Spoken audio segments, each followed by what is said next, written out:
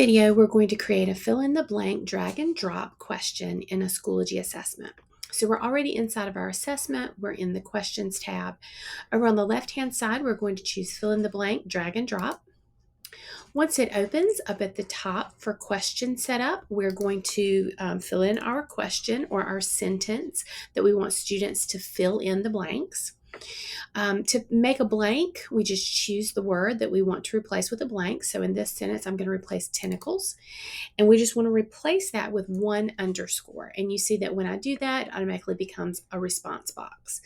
You can have multiple blanks in one sentence. And so we're going to also replace grab and beak. And then we need to put in our possible responses. So right underneath that, we're going to add an option, and we're going to type in our 3 blanks that will become the options for what they can drag into the blanks. It's also probably a good idea to put in some distractors.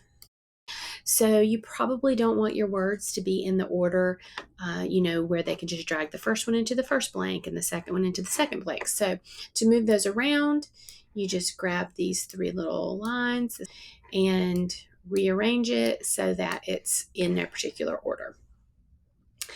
The next part that we want to look at is our correct answer setup. So here we have our blanks, and we want to drag the correct answers into the blanks. You can also set it to duplicate responses.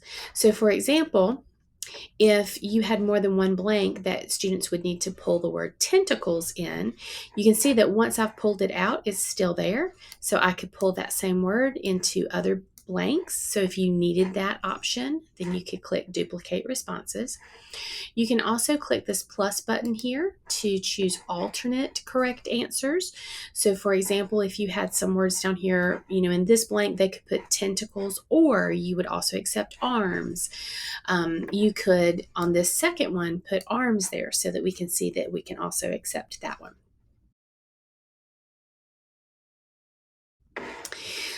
Down here for scoring type, you can either leave it exact match, which means they have to have all of the blanks correct, or you could choose partial match, which means if they get some of the answers, they could get some of the points. And then over here you have the penalty score, which is the number of points that they lose if they choose an incorrect answer. If you leave it as 0, then incorrect answers take off the same number of points that correct answers add.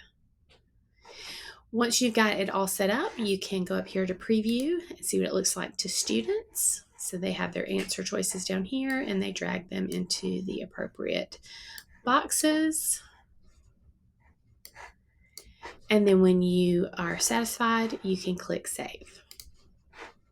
Thanks for watching. Please subscribe to our channel for more awesome tips.